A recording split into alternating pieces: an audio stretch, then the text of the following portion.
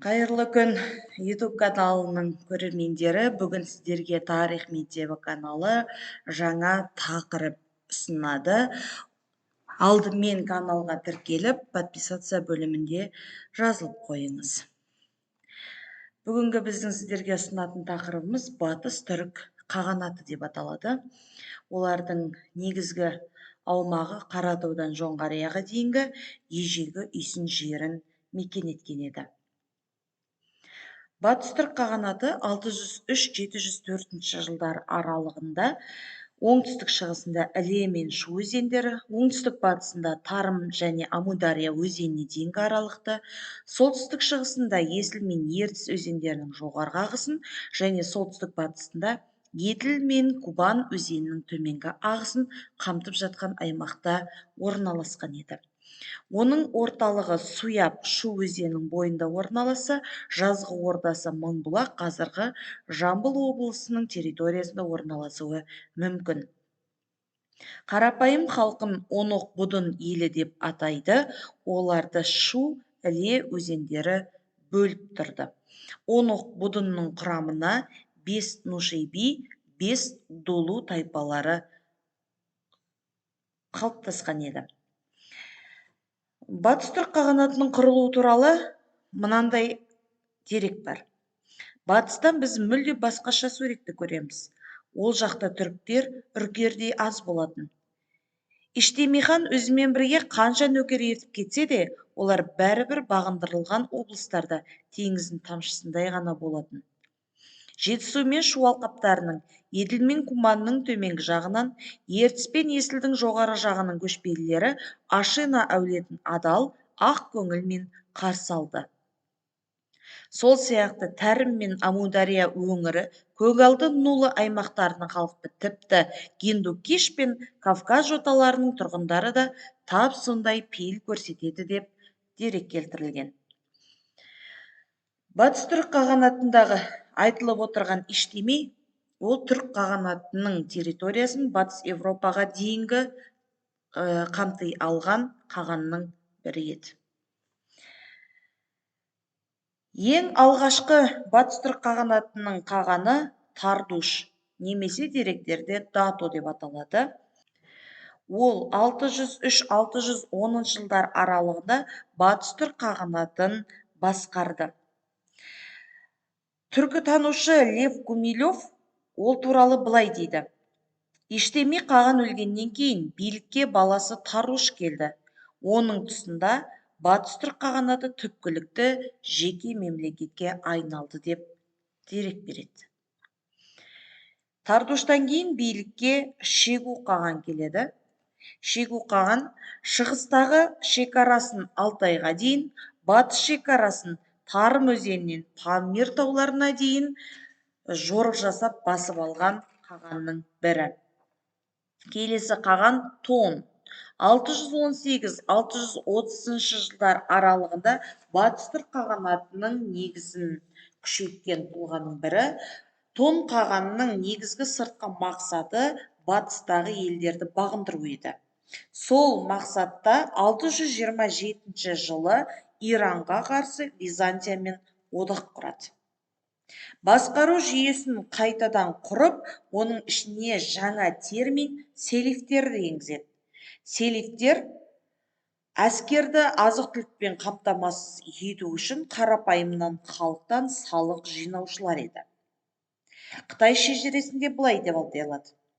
Батыс варварлар ешқандай дәл осындай қуатты болған жоқ деп келтіреді. Сонымен бірге 627-630 жылдары Қытай монахы Сюанцзян қаған жасыл жібектен желбегей шапан киеді. Оның жанында жүрген нөкерлер де қамқадан желбегей шапандар жамылған. Қандай тамаша көрініс деп тамсана дерек қалдырған. Өкінішке орай 630-634 жылдар аралығында дулулар мен нушибилер арасында билік үшін талас осы Тон қағанның тұсында басталып кетеді. Тон қағанның мұрагері Эшпар Елтеріс 634-659 жылдары билік құрды. Ол билікке Нушеби тайпасының қолдауымен келді. Яғни 630-дан 634 жылға дейінгі аралықта дулулар мен нушебилер арасында билік үшін үнемі талас тартыс болғандықтан мемлекетте тұрақтылық жоғалып кетеді. Енді нушебилер қолдауымен келген Ешпар елтіріс мемлекетке жаңа басқару жүйесін ұсынады. Ол 10 оқ будун жүйесі деп аталады. 10 дегеніміз 10, оқ дегеніміз тайпа, будун дегеніміз қарапайым халық. Сонда қарапайым халықты 10 тайпа басқарды деген сөз. 640-657 жылдар аралығында осы нушебилер мен дулулар арасындағы соғыс қайта жанданып, бұрынғыдан қарағанда белсенді бола түседі. Өкінішке орай 659 жылы Ешпар елтіріс Қытайлардың қолынан қаза табады. Ұзақ уақыт билікке таластың салдарынан 659-704 жылдары Батыс түрік қағанатының ыдырау кезеңі басталады. Сол қанат түргештердің қолбасшысы Үшлік Таң империясынан жеңіліске ұшыратады да 704 жылы Жетісу алқабында түргеш қағанаты құрылады. Батыс түрік қағанатының ыдырауының салдарынан Еділ, солтүстік Кавказдың шығысында Хазар қағанаттары құрылады. Қазақстанның батысында Арал теңізінің маңында Оғыз мемлекеті құрылады. Солтүстік шығыс және орталық Қазақстанда Қимақ қағанаты құрылса, Жетісуда түргеш қағанаттары құрылған еді. Енді алпауыт мемлекет Батыс түрік қағанатының қоғамдық құрылымы қандай болды? Қағанаттың билеушісі әрі әскер басы мемлекетті қаған басқарады. Қағандықтың билік жүйесі мұрагерлік жолмен берілді. Ябғу осы қағанның мұрагері болып табылады. Қағанның ең сенімді серіктері ұлықтар деп аталды. Ұлық өзі қағанның өзі сайлаған, қағаннан кейінгі билік иесі болып табылады. Ұлықтан кейінгі билік жүйесіне шаттар отырды. Шат тайпа көсемдері. Ол әр тайпа көсемінің өзінің алтын жеңбесі бар таңбалары болды. Елтебер тайпалардың ішіндегі рулардың басшылары.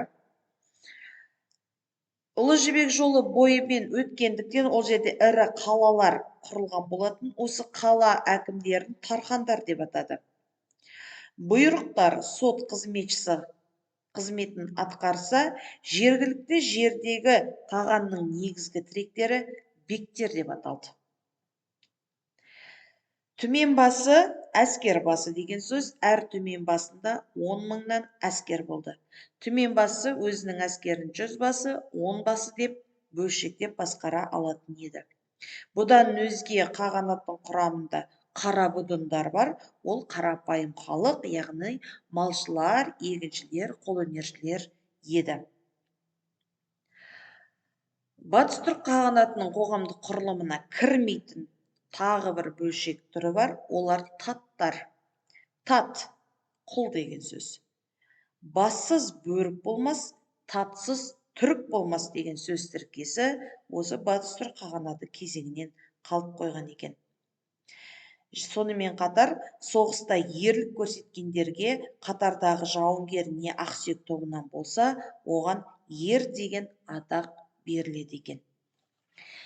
Енді Батыс түрік қағанатының мәдениетіне назар аударсақ, оңтүстік пен Жетісудағы дами бастаған ең ірі қалалары болды. Ол Испиджаб, Тараз, Талхир, Алмалық қалалары еді. 6-8 ғасырларда Шу алқабында түркі, соғды, парсылар қоныстанған 20-ға жуық қалалар болған.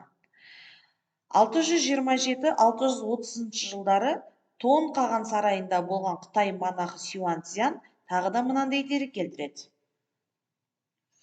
Қаған жібектен желбеге шапан киген. Оның нөкерлері де қамқадан шапандар жамылған. Керемет көрініс деп таңдана жазады. Яғни бұл дерек тағы да түркі мемлекетінің мәдениетінің көрінісі болып табылады. Ал шаруашылығына келетін болсақ, батыс түркі қағанатының шаруашылығы жартылай көшпелі мал шаруашылығымен айналысқан. 7 ғасырдың бас кезінде түріктер жаппай отырықшылығына бастады. Осымен сіздерге ұсынылатын деректеріміз аяқталды. Назар қойып тыңдағандарыңызға рахмет. Каналға тіркеліп, достарыңызбен бөлісіп отырыңыздар.